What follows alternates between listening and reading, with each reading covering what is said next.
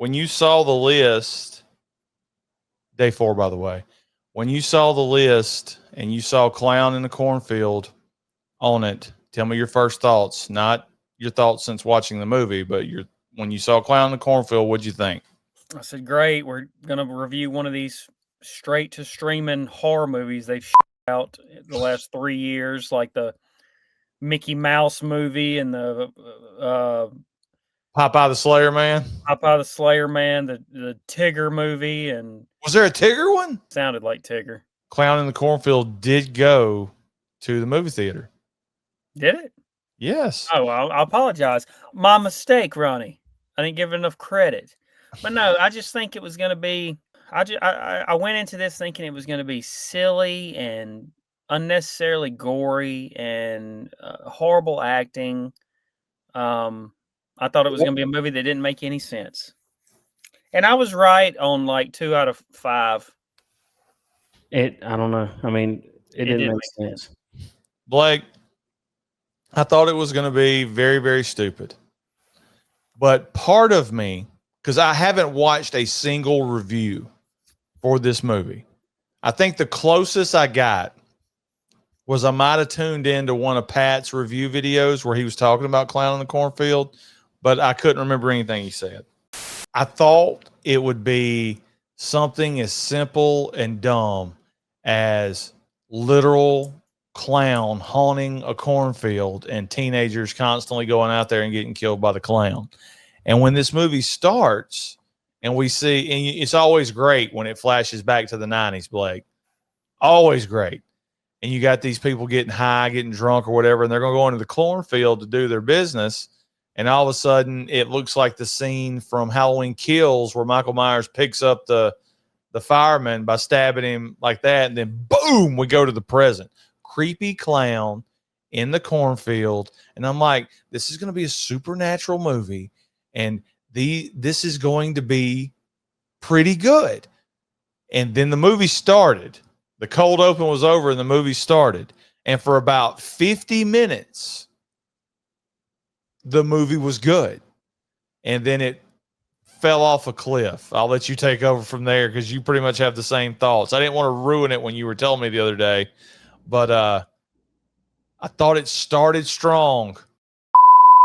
Yeah, when the movie kicked off and it said 1991, I'm like, okay, cool. It's, it's going to be different. It's going to be a movie taking place in 1991. Awesome. We don't have to worry about cell phones. Like, that eliminates a lot of headache, right? Yes. Like, you can ride around that. And then you got, kids. What are they called? It's not punk rock, right? What's Nirvana? Grunge. You got grunge kids like partying at the cornfield with a fire going. I mean, this is like typical stuff. And No. Hey, let's dip out in the cornfield and I'm like, I can get behind this. This is the way life really is. Yeah, a really cool kill shot with he kills the girl and the boy, and then a really cool title screen, clown in a cornfield. And then it fast forwards to present day. So I'm like, okay, I never once thought supernatural.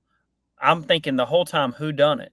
So I'm like, okay, so if the killer was looking like that in 1991, now I got to keep my eyes peeled for anybody in their 50s or 60s, because we're talking almost 40 years later.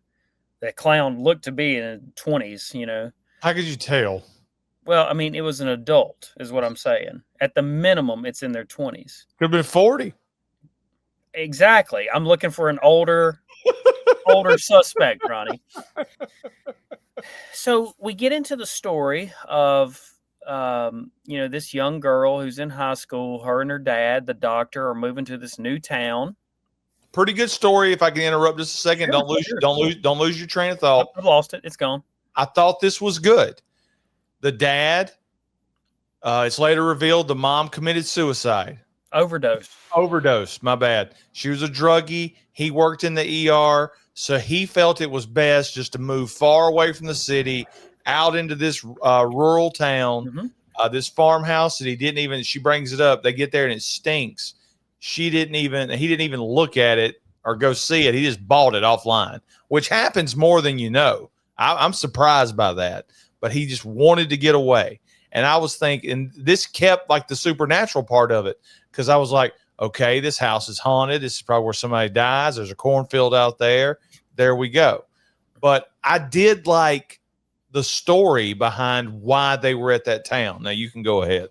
And then I noticed that as they go through the town, everybody in the town who obviously has lived there for quite some time or grew up there is acting weird.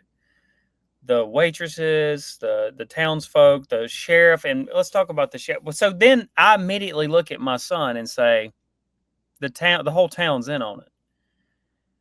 I will admit, I thought I got it wrong, and then later it's revealed to be right. But once I saw Will Sasso, Ronnie, I'm like, why are we doing this? I know why we're doing this. This is a low budget movie called Clown in the Cornfield, and Will Sasso is a name, but he's a comedian in real life, and I can't.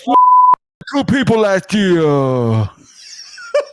I can't take him serious ever in any role, and the fact that I have to hear him do this accent instead of just being normal. Why can't you just use your normal voice, Will Sasso, and then at the end reveal you're crazy? That's better. Instead, I got to listen to you pretend to talk like you're from the South. And he's in the Northeast. They're still on the East Coast. Yeah, I want to be a country sheriff in this movie. You know what I'm saying, darling? Try the Salisbury steak. It's the best you ever had.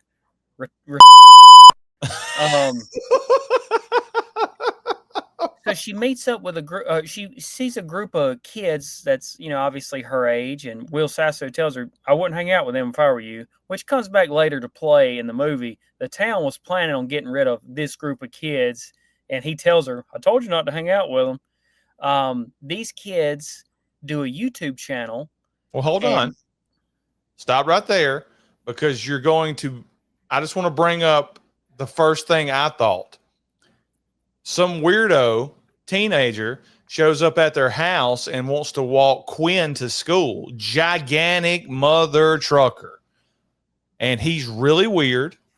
And he talks about watch hanging out with those people. And I'm like, okay, loner, country, big. Could he possibly be a bad guy? Now go ahead. Yeah, I left that out. And it was obviously he had some kind of history with the cool kids that drove by. Cole would be that guy's name. Are you sure? I thought it was Rust. No, that's the big guy. The neighbor. That's the neighbor. Cole, Cole is the guy that was filming himself through the dance. These cool guys. First off, Ronnie, you might have to help me out. This town has built its whole success off of a clown. Corn syrup. A corn syrup with a clown logo. Mm-hmm. And it's going out of business. It's going out of business. The factory burned down. These kids, the cool group of kids, have a YouTube channel, and they have taken this clown character and turned him into a murderer. And they film skits and stuff like that. And, their channel, unlike this one, their channel's really taken off. And...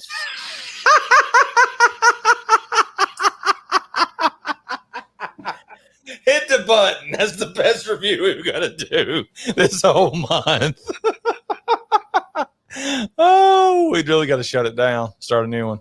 And they do a bunch of really cool. Did you watch that link I sent you the other day about how to manage a successful YouTube channel? Not yet. I figured why break the streak. I'm going for a grassroots campaign, Blake. I'm slowly going to build our audience back up using Reddit. I'm not going to go through this whole story. The dad of the cool kid looks just like Elon Musk. He does. I had to do a double take to see if it was Elon, because I'm like, if Elon Musk is in Clown in the Cornfield, this is the greatest movie I've ever seen. You hit the nail on the head. I can be a little bit more specific. I thought this movie was really good and entertaining and had me for 58 minutes. At the 58-minute mark, I paused it to see how long was left, because we were at a certain part of the story. I'm like, there can't be much left. And it said we had 45 minutes left. And I said, shit. I said, we got to be at the end. And it lost me. It did all the cliche stuff of, hey, we're going to remind you that you're watching a movie. I feel like I'm in a really bad 80s slasher. There are none. Why throw that line in there? I don't need that. I'm watching a movie called Clown in the Cornfield. I don't need you to tell me that we're doing stuff that happens in a bad slasher movie. I thought that was stupid. The characters just kind of went off the rails there at the end. Like the babyface characters, not the heels, like the people I'm supposed to care about. It just went off the rails. And then you got two guys making out at the end, made me vomit. Yeah, they did sprinkle in a lot of gay. And it's like they took a big 5-gallon bucket and dashed us in the face with gay. Yeah. There's a scene earlier in the movie where Quinn and Cole are making out, and Cole has to break off this romantic encounter, and all the other girls go, did he break it off? And she's like, yeah. And she goes, us too. So these kids aren't likable either. That's another thing. So you really don't care. Here's the deal. Let's get straight to it. 10 minutes into this review, Blake. If this Founders Day deal is the biggest thing in town, and that's when they decide, hey, we're gonna, and obviously it's not it's a every generation thing, they said, where they have to take out, whether it's grunge or whatever, because Elon Musk gives this big speech at the end. He goes, your generation is the absolute worst. And then, like, I believe Will Sasso goes, we thought the hippies were bad, which he would have been a kid back during that time, if it makes any sense. He goes, but you guys really take the cake. So they blame this group of teens for whatever and use them as, I saw it as like a sacrifice to try to get the town's fortunes back up. They said they burnt down the factory, but the whole end of the movie takes place in the factory. Yeah. Elon Musk, it's revealed he burned down the factory, blamed his son for the insurance money.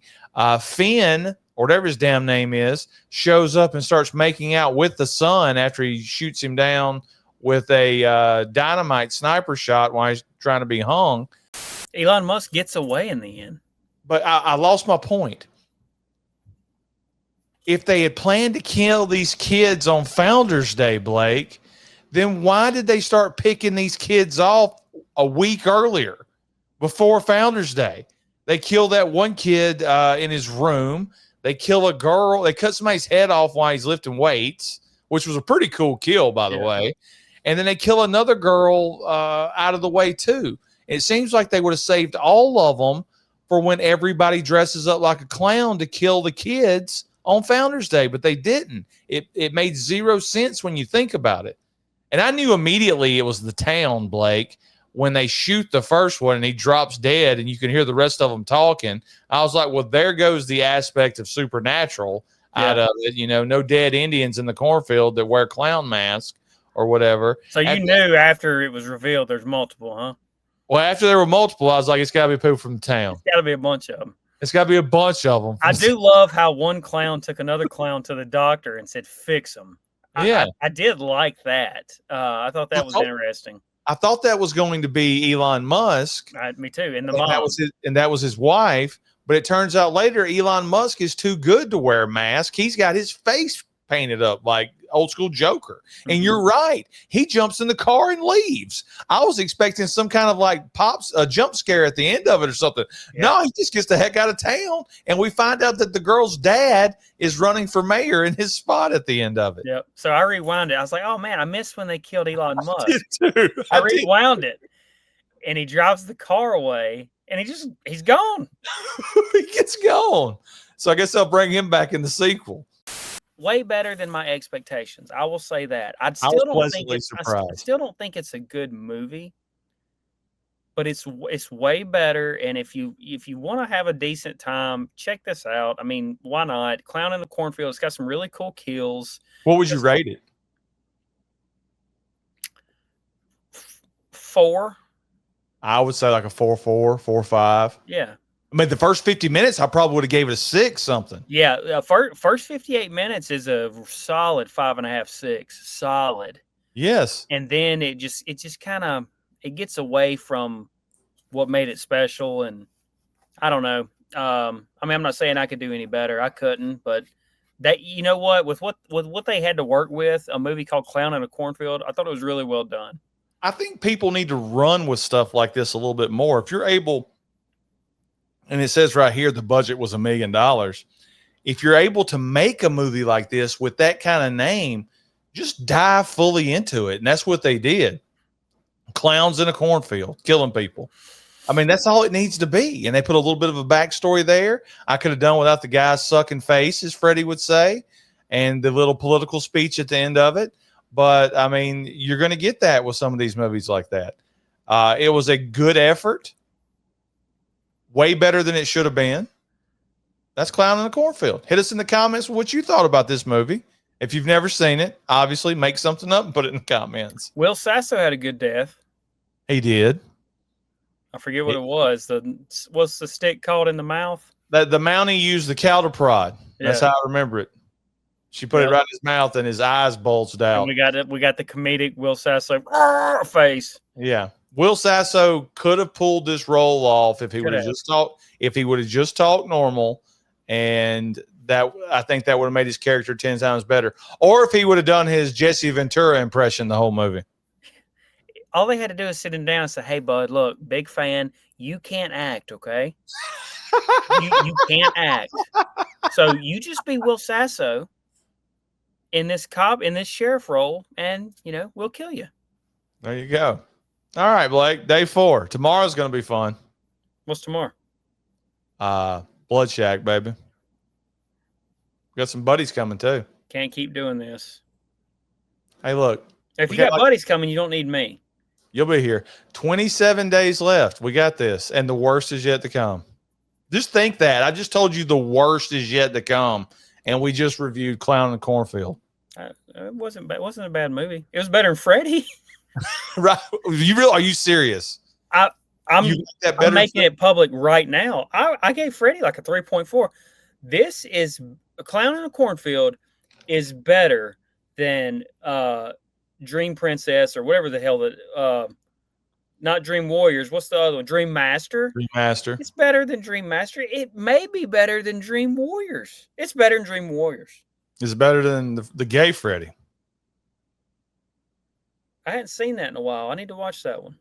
The dude like shuts his the drawers with his booty. Oh, Freddy 2? Yeah, Freddy Part 2. Yeah, it's better than Freddy 2. What about Freddy 1? No, Freddy 1 is elite. Okay. But well, you're dying on this hill because you know it's gonna make some people mad that you just said Clown in the Cornfield. I know it really bothers you too. Clown in the Cornfield is better than Nightmare on Elm Street Part 3 and 4. And 2. I think I might actually agree with you that it's better than 4. I would rather watch Clown in the Cornfield than Dream Master. Some learn how to do karate, absorbing all her friends' powers, and then not doing with it. How, if somebody gave you $1 million to make a specific horror movie, Blake, what would you make? Work. Edit. All right, we'll see y'all tomorrow.